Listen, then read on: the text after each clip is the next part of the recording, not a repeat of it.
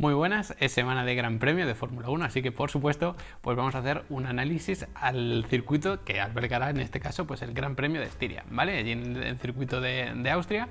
Así que bueno, este es un circuito especialmente interesante esta temporada porque vamos a tener dos carreras seguidas allí, así que muy importante por supuesto pues que no perdáis detalle y lo entendáis todo, ¿vale? Así que bueno, esta semana también vamos a hacer tres videoanálisis. Primero el de las características fundamentales y datos principales de este circuito, que es el que que es este vídeo que estamos haciendo ahora, y luego mañana subiremos uno del pilotaje y pasado mañana uno de los reglajes, ¿vale? Así que no olvidéis suscribiros para no perderos esos otros dos vídeos y tener toda la información posible de este circuito, ¿vale? Además hoy quiero tener algo un poquito diferente y es utilizar datos de simulación, que bueno, aparte de que veáis claramente los defectos que puedo tener yo como piloto, pues que entendáis un poquito mejor este circuito, ¿vale? Pues porcentaje de aceleración, de freno, todas estas frenadas, también la temperatura de los frenos y todo eso, ¿vale? Así que yo creo que eso puede ser especialmente interesante. En cualquier caso, lo primero de lo que quiero hablar en cuanto a las características de este circuito es sobre el trazado en sí, en su longitud, ¿de acuerdo? Porque es un circuito de los más cortos que hay. Digamos que si hacemos un balance general de todos los circuitos que tenemos en Fórmula 1, pues está el más corto, que sin ninguna duda es Mónaco, y luego tenemos un grupito del que forma parte de este circuito de Austria, el Red Bull Ring,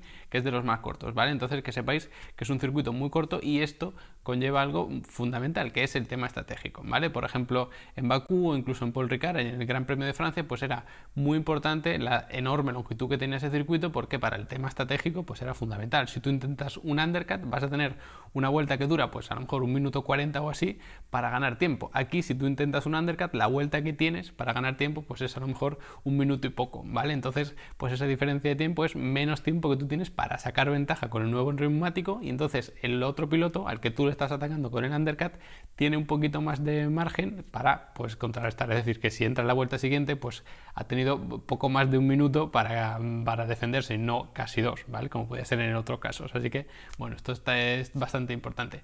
Luego, pues aunque es uno de los circuitos más cortos del calendario, como hemos visto, sí que tiene una distancia entre la pole y la primera curva, digamos que decente, ¿vale? Es de las más cortas, sí es verdad, pero digamos que para la poca longitud que tiene este circuito, pues no está mal, ¿vale? Entonces son menos de 400 metros, eso sí, pero ahí sí queda tiempo a lo mejor a buscar algún hueco, sobre todo antes de la primera curva, pero especialmente después, ¿vale? Porque entre la curva 1 y la curva 3 se hace completamente a fondo, ya lo veremos mañana con el pilotaje, pero la curva 2 se hace a fondo y es una frenada muy fuerte para la curva 3, ¿vale? Entonces, sobre todo, no tanto a lo mejor en esa primera curva, pero después de esa curva, pues sí que vamos a tener bastante pelea en pista, ¿vale? Así que muy importante eso también. Y si pasamos ahora a hablar de las curvas, ¿no?, que tiene este circuito, ya que lo estamos mencionando tanto, pues que sepáis que tiene muy pocas, tiene solamente 10 curvas. Es el circuito que menos curvas tiene de todo el calendario, ¿vale?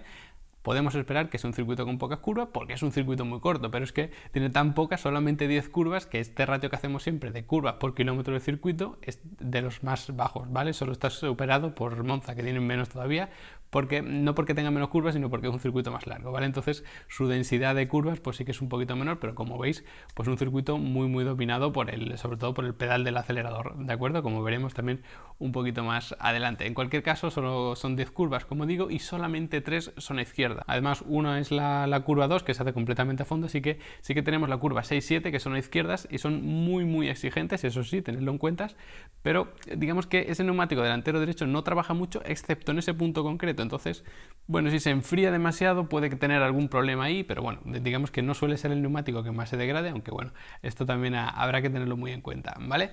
Luego, si pasamos al acelerador del que estamos hablando tanto, pues que sepáis que es un circuito de bastante velocidad en ese sentido, ¿vale? Se pasa mucho porcentaje de vuelta acelerando a fondo, ¿vale? Además, bueno, pues digamos que para la baja densidad de curva, pues sí que no llama mucho la atención que sea un porcentaje muy alto, pero es interesante, ¿vale? Y en este sentido, pues os quiero enseñar un poco por qué se pasa tanto tiempo acelerando a fondo, ¿vale? Y lo haremos con los datos del simulador. Bueno, para quien no lo conozca, pues esto es un dashboard básico del pilotaje, que lo llamo yo, porque tenemos las características fundamentales, ¿vale? Aquí tenemos velocidad, marcha, revoluciones por minuto, acelerador, freno y giro de volante, ¿vale? En este caso el giro de volante a derecha es pico hacia arriba y giro de volante hacia la izquierda es pico hacia abajo, ¿vale? Por si tenéis alguna duda. En cualquier caso, bueno, estos datos pues hay que cogerlos mucho con pinza, ¿vale? No hay que fiarse de la velocidad punta, ni de las relaciones de marcha, ni nada de eso, pero por ejemplo el acelerador sí que es especialmente interesante, ¿vale? Entonces, ¿qué pasa con el acelerador? Pues que, como veis, pues se rige o digamos que tiene un rango desde el 0 hasta el 100, ¿vale? Entonces cuando está arriba es que está al 100%, veis ahí el throttle al 100, pues eso que está pisando es al 100%, y cuando está aquí abajo, pues es que está al 0%, ¿vale? Entonces, como veis, gran porcentaje de la vuelta está esta línea completamente arriba, ¿vale? Porque aquí tenemos una zona de recta bastante importante entre la curva 1 y la 3, porque aquí en medio está la 2 que se hace completamente a fondo, de hecho con muy poquito giro de volante, como podéis ver aquí.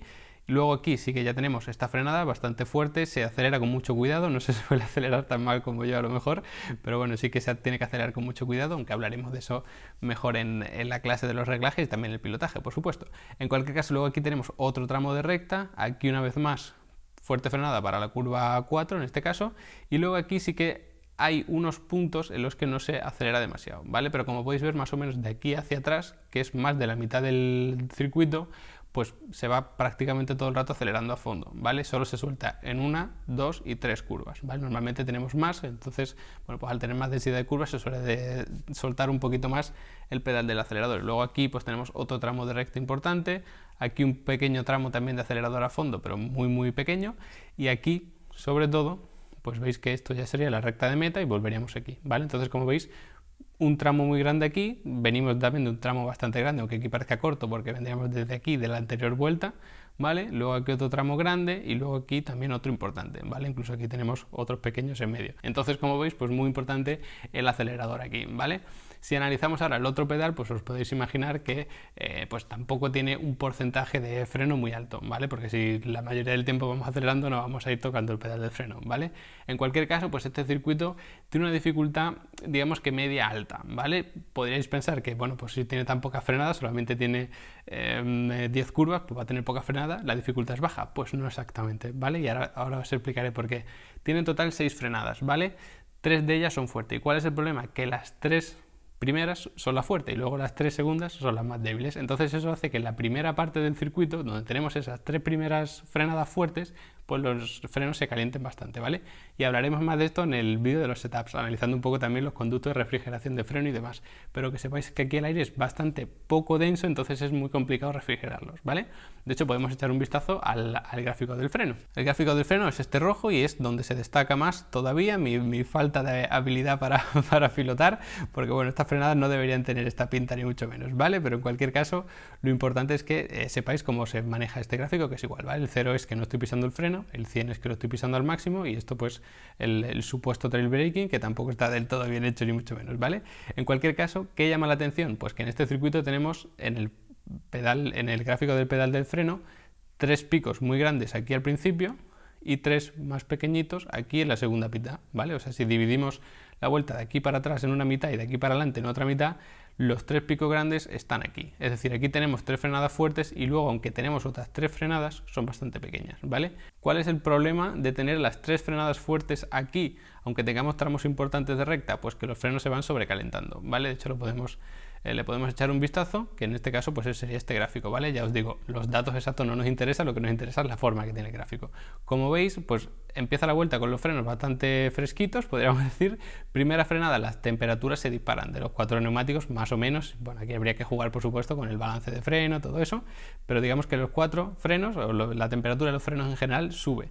Se va refrigerando poco a poco, aquí sí que se alcanza una temperatura de los frenos más o menos fría, podríamos decir, pero luego tienes otra frenada y aquí tampoco da tiempo del todo a refrigerarlos y vuelves a tener otra frenada, ¿vale? Entonces aquí, al final, en la curva 4, cuando tienes esa frenada fuerte, digamos que no le ha dado tiempo a los frenos a refrigerarse. Luego en la segunda mitad, pues como veis, las frenadas son mucho más débiles, entonces tenemos picos hacia arriba, pero mucho más suaves, ¿vale? Porque además no son frenadas de aguantar el freno tanto tiempo pisado, ¿vale? Entonces tenemos pequeño pico aquí y pequeño pico aquí, hacia arriba, pero como veis mucho más suave estos 3 picos que estos 3 tan grandes que teníamos al principio, ¿vale? Entonces esa pues es la principal razón por la que los frenos sí que sufren aquí bastante, ¿vale? No es de los circuitos en los que más hay que tenerlo en cuenta, no hay que hacer locuras con los conductos de refrigeración de los frenos, pero sí que es un punto a tener en cuenta en cualquier caso, ¿vale? Así que creo que era importante que tuvieseis esa información. Luego, pues si pasamos al tema de los neumáticos, es un circuito tremendamente equilibrado, ¿vale?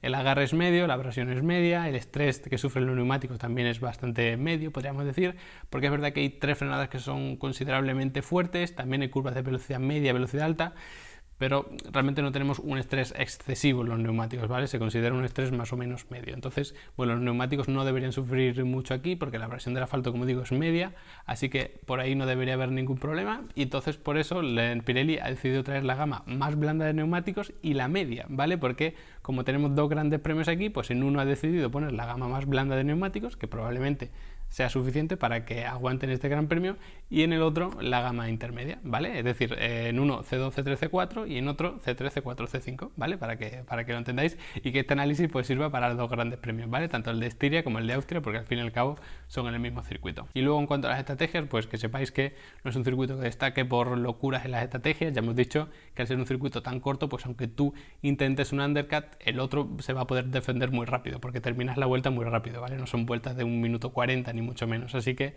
bueno, las estrategias quizás pasen a un segundo plano en ese sentido, pero ya hemos visto como este año los neumáticos son toda una incógnita. Encima vamos a tener dos selecciones diferentes para cada gran premio, se puede agitar todavía más, así que bueno, yo personalmente esperaría estrategias de una única parada, no dos, pero todo puede pasar, sobre todo cuando tengamos la gama de neumáticos más blanda, ¿vale? Cuando tengamos la gama media, seguro que todo el mundo intenta una única parada, pero creo que va a ser especialmente interesante ver quién es capaz de llegar a la Q3 con el medio, porque aquí la vuelta es muy corta, entonces la diferencia entre los neumáticos tampoco suele ser excesiva, así que bueno, en ese sentido creo que va a estar bastante bien. El año pasado la estrategia número 1 sin ninguna duda fue a una única parada, pero hubo pilotos que intentaron dos, así que quizá este año pues también lo tengamos. En cualquier caso, pues eso era todo en cuanto a los datos. Espero que también utilizar los gráficos de más o menos de simulador os haya servido. Yo imagino que la gente que esté conmigo en Level Up Academy pues tendrá un poco más de manejo con los gráficos y demás, y a los que no, pues punto número 1, espero que lo hayáis entendido más o menos, y punto número 2, si queréis aprender más, pues ya sabéis que le podéis echar un ojo allí a Level Up Academy, ¿vale? Que tenemos varios cursos, masterclass y un montón de cosas sobre cómo analizar datos de coches de competición, ya sea real, simulador y todo esto. Así que nada, con esto me despido. Os agradezco a todos, por supuesto, que os hayáis quedado hasta el final del vídeo. No olvidéis suscribiros para no perderos los dos siguientes análisis y nos vemos allí.